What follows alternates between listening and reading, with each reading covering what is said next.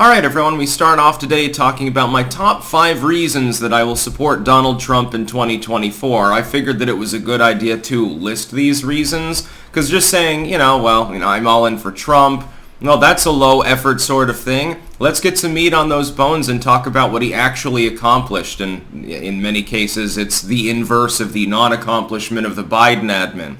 I wonder why I would vote for the bastard, huh? I wonder why he would have my support, because things were going pretty well under Donald Trump. Till the whole China virus thing, but, that's China's fault, so, keep that in mind. Number one, and this is a very important one, was really just a refusal to support the Trans-Pacific Partnership.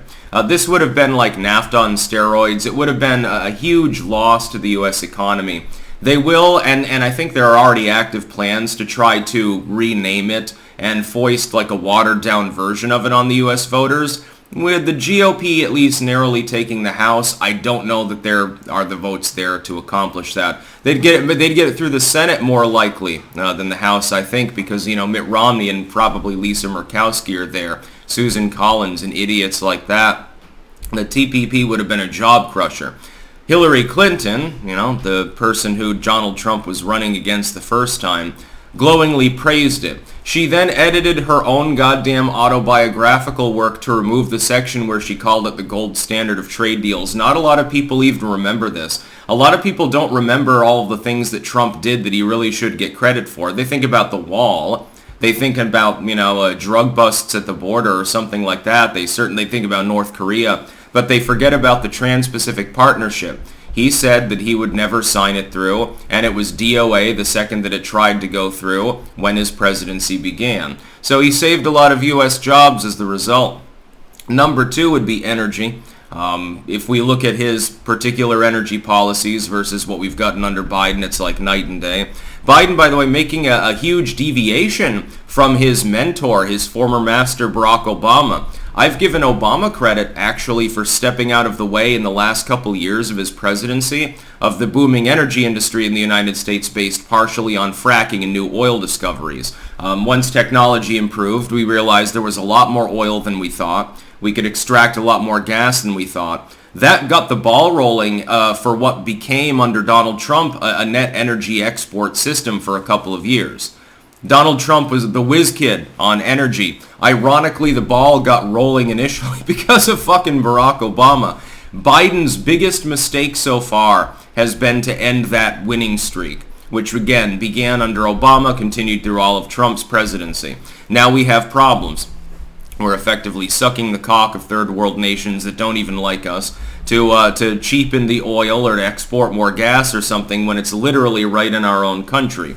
You could generate 1 million jobs probably by fully exploring and exploiting it while driving the cost massively down, making everything easier for everyone. Trump should focus on this as a main issue. But he did that in 2016, so I have a feeling that because of the gas price conundrum going on, it'll probably be a main platform. It's a reason to support him. Fuck the climate change agenda. I don't give a shit. To tell the truth, I've gone from giving a little shit to giving no shit. The people that are pushing it are all NIMBYists. I don't see them giving up their private jets. No, I see them going to Davos every year. I don't see them giving up their third McMansion on Martha's Vineyard 2 feet above sea level because they're worried that the property will be underwater. I guess that they want to become shellfish farmers after the climate apocalypse. I don't see them planting trees. I don't see them doing anything other than complaining and telling you to downsize. That's called NIMBYism. It's evidence that they don't even take the problem seriously, so fuck them. I don't care about that. Exploit the goddamn energy. Yeah, drill baby drill has actually been drilled into my mind at this point. Number 3 has to do with foreign policy. Specifically, Korea, China, nations like that. I trust Trump far more to deal with these nations and their goings-ons than Biden. Biden goes to China, he gets humiliated. Biden goes to Korea, he gets humiliated. Hell, he delegated that to fucking Kamala Harris, which was another diplomatic mistake. Trump took the fore. He knows how to play their game. He understands East Bloc politicking.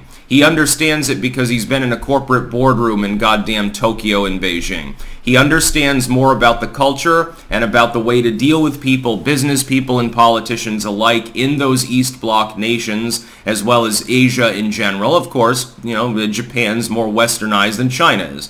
There are differences in the way you have to manage things in those countries that doesn't apply to if you go to France, if you go to the UK.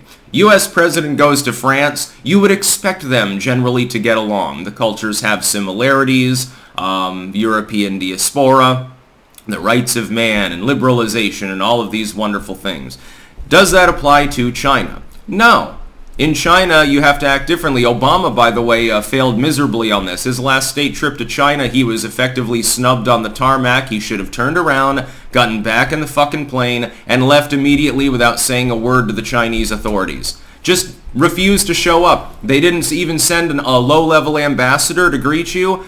Stiff them. They stiffed you. The proper response is to act in kind. This is how you do it in a Chinese boardroom. Trump knows this. Biden clearly does not. Of course, we don't know that Biden will be the 24 candidate, but looking at the list there are only a few people who probably understand what Trump understands about Eastern Bloc nations. By the way, to an extent, this applies as well to Russia. Sort of stands in the gap as a middleman at times. Same with Turkey. There are these nations that are marginal between the East and West Bloc that do a good job sometimes of straddling the line, and Trump has managed to deal with them too.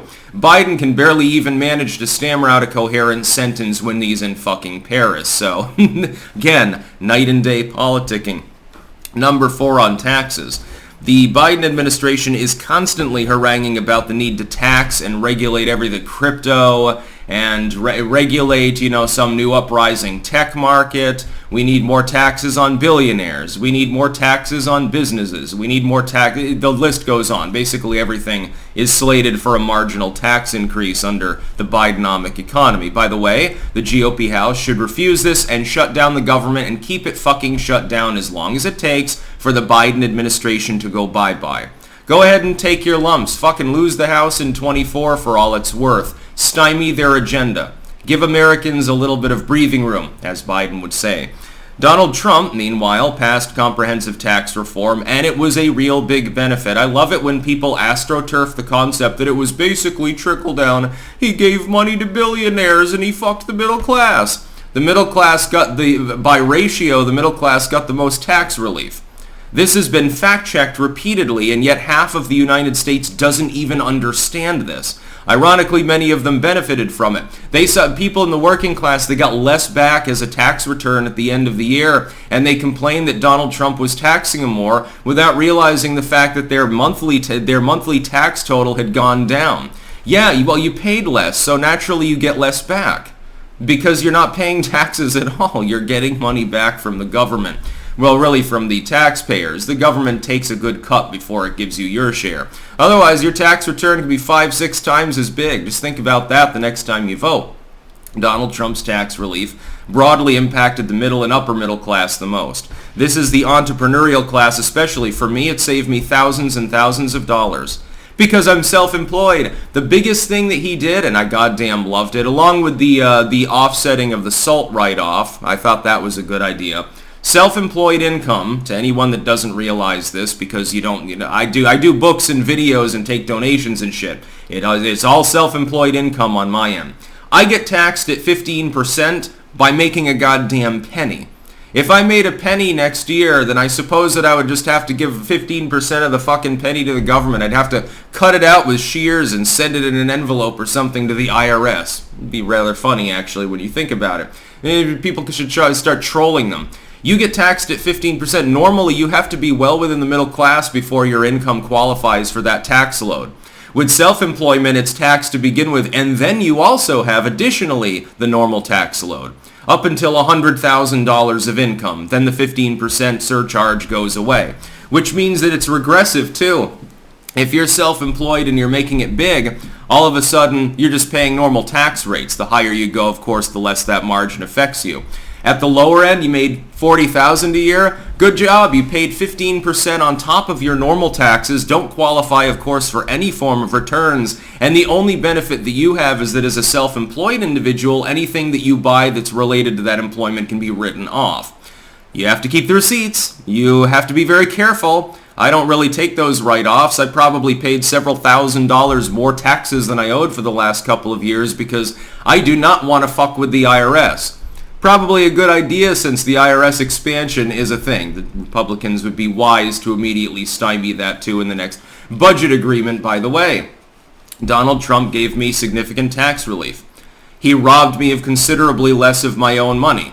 Why wouldn't I applaud him for that? Biden wants to go in the other direction. He wants to screw people harder. And number 5, the IRS expansion. Donald Trump will block it. Donald Trump would probably tear it apart if he's elected.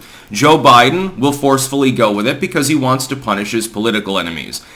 That dovetails into the actual number 5. I'm being slightly facetious. The IRS itself is not a reason to vote for Trump. It is the abuse of the federal system. That's number 5 to me. Donald Trump was so stymied and so obstructed, he was incapable, generally speaking, of abusing people. And by the way, Donald Trump is authoritarian by my standards. I like many of his views. They are less authoritarian, certainly, than Democrats have in mind. But anyone in a chief executive position can potentially abuse that office. Biden does it routinely, and the problem is that because Biden is the golden boy of the legacy media, he faces very little scrutiny for doing so. Expand the IRS to target political opponents? Oh, well, the IRS is overdue for an expansion. You spied on people? Well, they were probably extremists. They were probably J6ers or something. Litany of goddamn abuses. This happened under Obama. Remember the AP scandal? Remember Michael Hastings? Look him up sometime and go down that rabbit hole and tell me that it doesn't stink even worse than the Epstein non-suicide scandal. Donald Trump, to his credit, was simply incapable of abusing people using that legal system because everyone around him is a deep state agent trying to stop him from doing anything on his agenda. It's ironic that that obstruction actually improves his presidency in the manner of fighting authoritarianism. So yeah, I want Donald Trump back. I could go through a million other reasons. The border comes to mind. Crime comes to mind, although I do not believe in executing drug dealers, just to be clear. Not starting new wars was definitely really great. The Abraham Accords. Peace broke out under Trump. Why do you think that the McCain Republicans fucking hate his guts? He refused to start a new war. The second he leaves, all of a sudden we start giving tens of billions of dollars in weapons to Ukraine. Do you think that's a coincidence? I suppose reason number 6 is that I don't really want a nuclear war. I may be a Fallout fan, but we've got to be realistic about things at some point. You probably won't survive the nuclear war. You might not die in the mushroom cloud, but you'll die of cholera thereafter when order breaks down. Well, I don't want to ship myself to death. If I wanted to do that, then I would go to a third world nation and drink the water without boiling it first. I don't need everyone to die. And, I've got a daughter now. I kind of want her to inherit a world that doesn't glow in the dark. It's nice to be able to see the stars at night. You think light pollution's a thing now? With all the radiation in the atmosphere after the Biden war pops off, you wouldn't be seeing the goddamn moon. That's about all. Peace out.